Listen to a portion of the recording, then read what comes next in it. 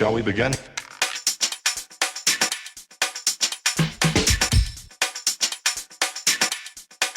Let's begin now.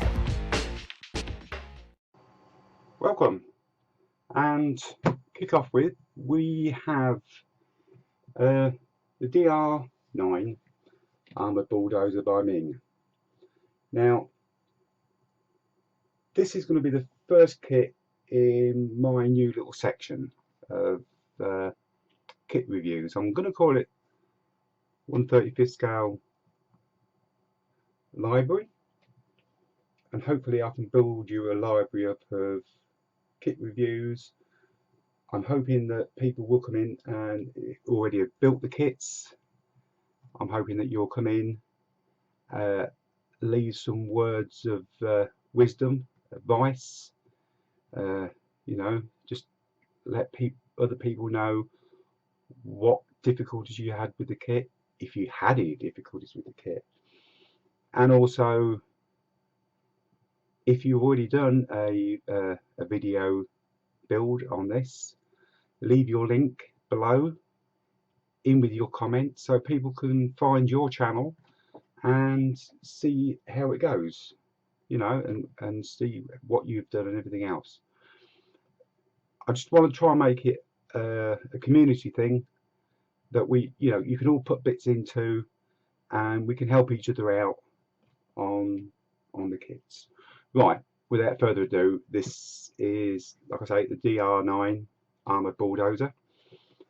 Now, the ceiling price that I've actually set on this is going to be, there's going to be nothing, no more going into this section more than £30. So that's, you have to look at this piece of paper because I've tried to convert it. So it's £30, that's British sterling, €35 or $39. So if I get a kit that's over that, it's not coming in. Or I wouldn't buy a kit that's over that price anyway, because £30 I think is quite sufficient. And this came in, my young lady bought me this for my birthday, and if you've been watching my channel, you would have known that I had the problem with the metal tracks on my DR9, not my DR9, my Armoured Bulldozer, and I actually bought a set of tracks hoping I could do it, and I bought these ones, the DR9 ones, D9R, that's it, saying it wrong, and I shall do a quick look at these as well for you. And these came in at the same price as well. These came in, I paid £30 for these. They're very expensive, these metal tracks are, but my good lady bought me the kit after I bought the tracks. It wasn't the kit first, then the tracks. Right, beautiful box art. This is a really big kit. This came in at £29.99. My young lady got it off eBay from Whoops Box Models. I've since looked online and they're roughly sitting at about £31 at the moment, but she got this one, like I say, for £29.99, and that's where I've set the ceiling price for all kits that are coming into this bit now. Right, without further ado, let's have a little look around the box. This is a big box, not too much on that side, but just showing you drawings and bits and pieces. I'm not going to show the end because it's too, well, I can, there we go, look, because if not I'm going to just knock this straight into the camera because the box is that big. This is the side view. This is done in like a olive drab. I quite like this one. I think when I go to build it, I like this one because it's just sort of highlighted in red, which I quite like. It just gives it a little bit more colour. And on the other end, exactly the same. Right, I should gently open this box. We'll have a look at what you get in the box, and then we'll do a look at all the sprues. Right, I'll put that to one side. By the look of it, it's just a painting guide to start off with in full colour. Right, we have a lot of sprues in here. A lot. 1, 2, 3, 4, 5, 6, 7, 8. I've got to put them down. 9, 10, 11, 12, 13, 14, 15, 16, 7. There's 17 packets anyway. There's 17 packets. There's some double sprues in there as well. 17. And we've got some of the decals, transfers or stickers. Whichever part of the world you come from, you can call them whatever you want. We have a small photo fret. We'll go into that a bit later on. Also, we have a nice colour workshop manual on that. So I should put that box in there, and we'll have a little look at the workshop manual. Now I shall just bring the camera down because I can do that now. That's a little bit better. And nicely focused in. Right. I don't like that, does it?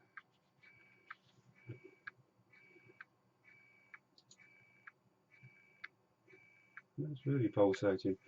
Right, I shall stop and bring the camera down and see if I can stop that pulsing. Back again, hopefully it stopped that pulsing. We've got a lot in Chinese, just a little bit about the bulldozer itself in quite a few different languages here. Some nice little drawings of it. So, just telling you what you need: cement, tools, which is any person is going to realise that. And then we go on to the first page. There's quite a few steps in this by the look of it, so you can fast forward and get to the bits you're interested in. And to be honest with you, I don't really know a lot about the setup of these. By the look of it, this is the chassis going together.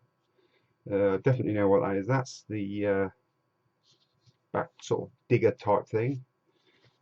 That's all been assembled here, which to me looks pretty. There's a lot of work involved in this by the look of it. There's a lot of work in that, and this is starting to interest me already.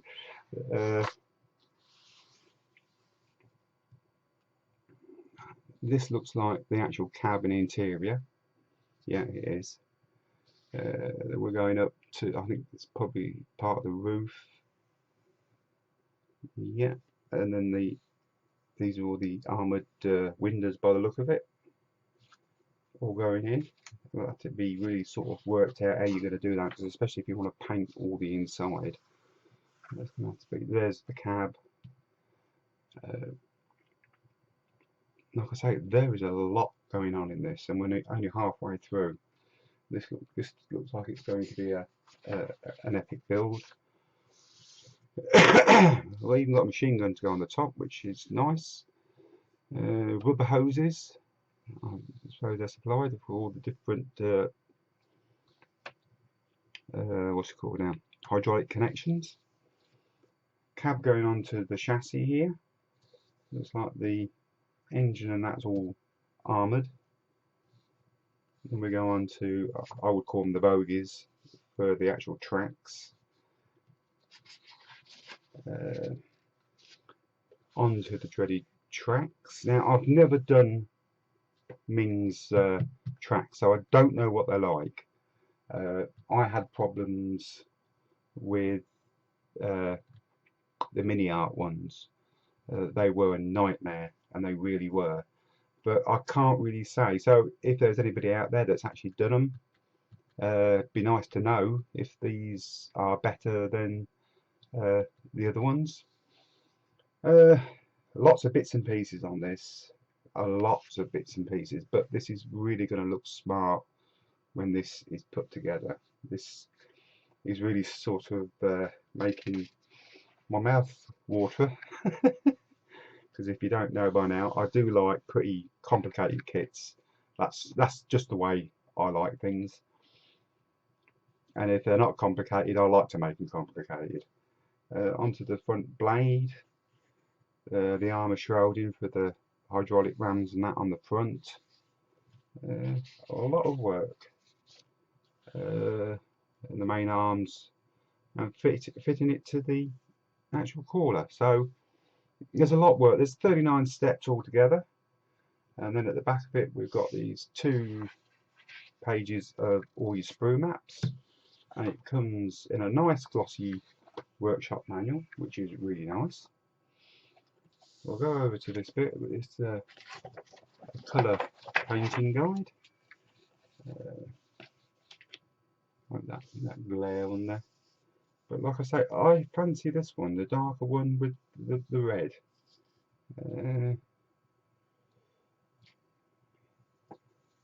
As you, I think you can see what all that's all about. I don't need to explain colour callouts, what you've got up here.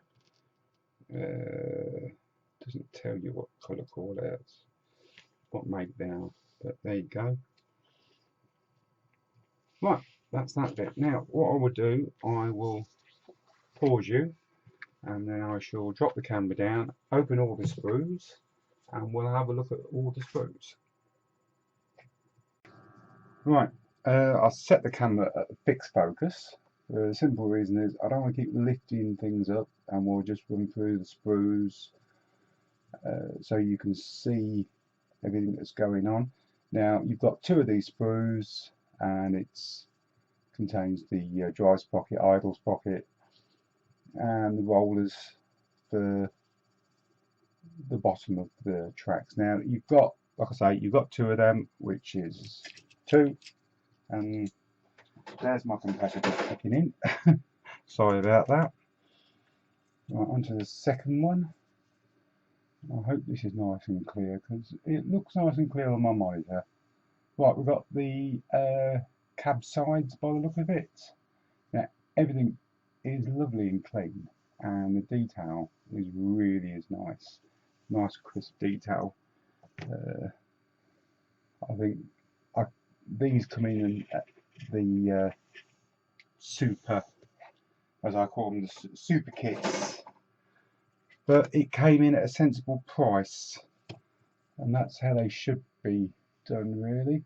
Right, what we're looking at now, I really haven't got a clue, but I'd say that's part for the at the back plough bit.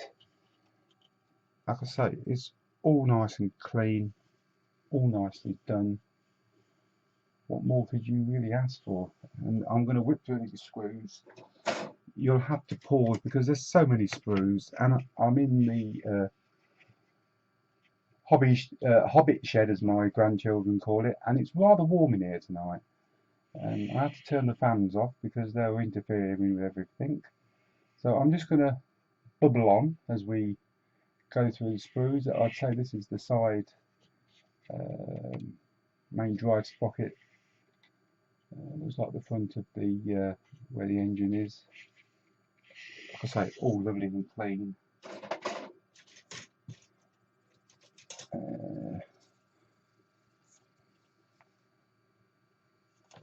Lovely detail on it as well. I love kits like this, but they always make them so expensive, and it's a shame, really, because they should bring them down to a reasonable price.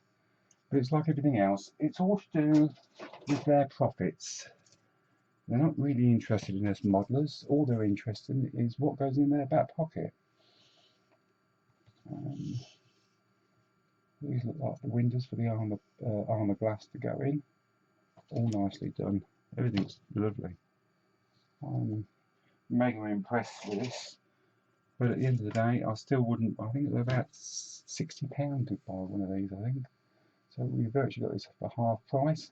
The bargains are out there. That's if you're willing to look. And believe me, I do a lot of looking around. Hydraulic arms. I think if I do these hydraulics, I'll probably do a little bit of modification on them.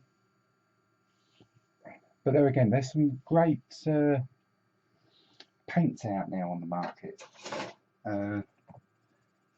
AK do this new metal paint, and I've actually got some, and it really does look like chrome. So it could be a good tester on these hydraulic rams and things like that. Another one. I mean, on these little bits there, I'll turn that one over. I mean, on these little bits here, I mean, you really want that nice and chrome where it's been in and out. So it could be a good test. I like to try new things. No. Oh, we're a little bit through the pile. Excuse me. Right, there's that big chunky blade for the back. That would look pretty good, all metalled and scratched up. Some more. There's plenty of hydraulic arms and that to do on this, but all nice and clean. What more could I say?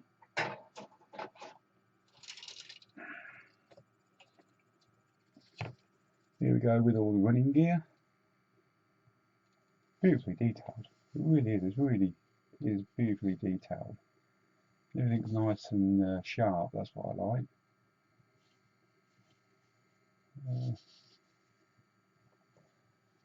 Make a nice finish kit.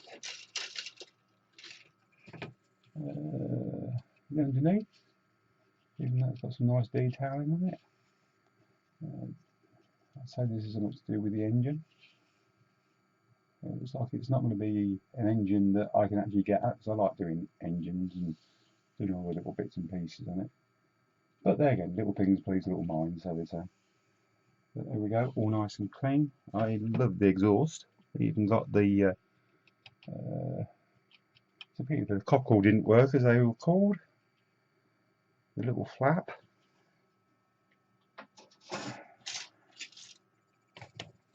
And there's more. There's loads of sprues to this one. So if you're getting bored, you can always fast forward. But I will go all the way through them for the simple reason is, if anybody wants to buy it, they want to see what's what, they can. And this is the whole idea of me doing all this for you.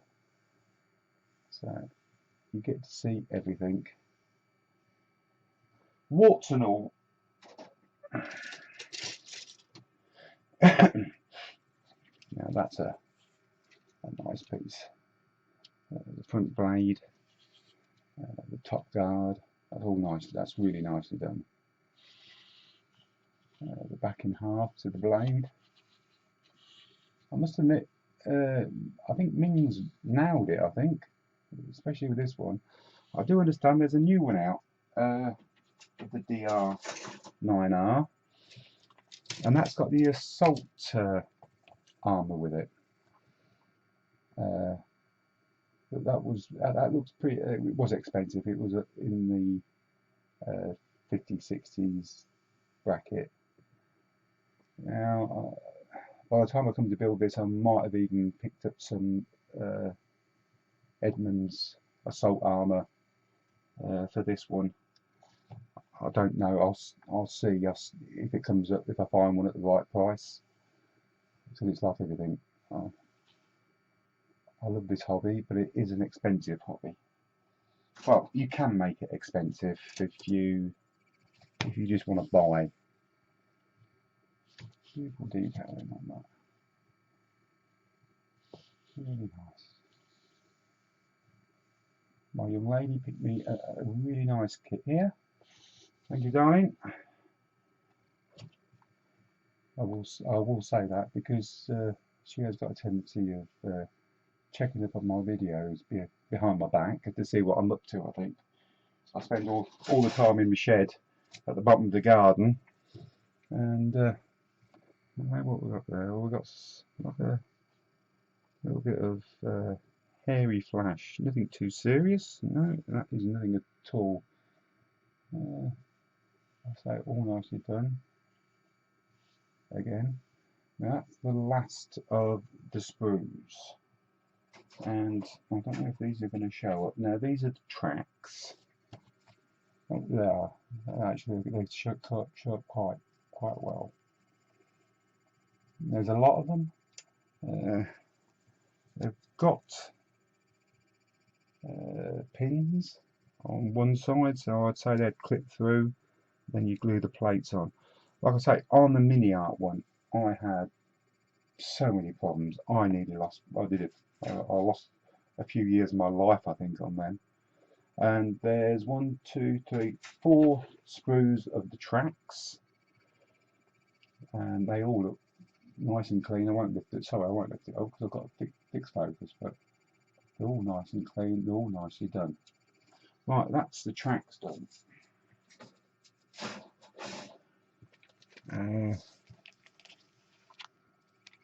We should go onto the photo edge. I'm not going to take this out. I'll keep it out. I won't take it out of the packet because this is going to be put back in its box. And I'm going to click back over to autofocus for that. And hopefully that will focus back in. There we go. We'll get over nice and close. Got all the numbers there, a grill and some other bits and pieces. Not too much, but I think just enough. And then we go on to our decals. And yeah, I'm going to say it. It's decals, transfers or stickers, whichever one you want to call them. Because I don't really want. It looks like there's you got one there for the. I'm going to open that up now. Oh, that's fascinating me now, because I can see it through the plastic and it's got too much of a shine to it. And let's go for it. Right. Yeah, it's got the control panel and that. All your different letterings and everything you need there for all the different, I suppose, regiments or whatever. Yeah, that's pretty good, that is. So we've got it upside down. But hey ho. There we go. So you can do quite a few markings with that, which is pretty nice. Put that to one side. We have got.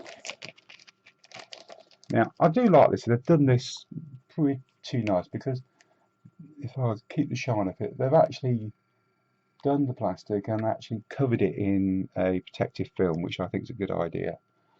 Stops it from getting all marked and that before you actually get to put it in. This is the blue armoured, and they also give you a set of clear. I don't know if you have to double up to make the armoured, or you could actually just use the clear and make it into like a civilian type bulldozer, which is pretty good. And there's my compressor kicking in again. So that's pretty cool. And the last thing you get is some little rubber sleeves and like a little bit of silicon type pipe. I've still got an autofocus for that. Yeah, it's quite soft, it's quite flexible. Don't know if I'm going to get on with that. We'll see when I do actually. It's quite stretchy as well. And you get a piece of that, and I suppose that's for doing all your hydraulic pipes, which, to be honest with you, that's going to look pretty good. That's going to take the curves up, and that depends if it's if you can fix it and get it looking good. But I do like that. I will give anything a go. Right, and that's all the bits on there. And the only other bit I've got, sorry about the light, is these, the metal tracks. Now, I've got these, like I said, and I've actually sort of put some together, and they are absolutely. So we get, is that camera going to focus in? They are absolutely beautiful tracks, absolutely gorgeous. They really are. They're really going to go nice on that down there. It's not really wanting to play, is it?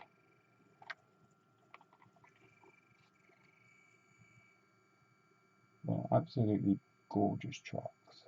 They really are. And like I say, I got them for the to try and use them on a different on the armoured bulldozer. And I was so upset when I couldn't really fit these on, but they were just slightly too big, and the actual pins and that on here was different. But these just click together, and they are absolutely gorgeous. Right, that's the end of this one, and hope to see you on the next one. Thank you very much.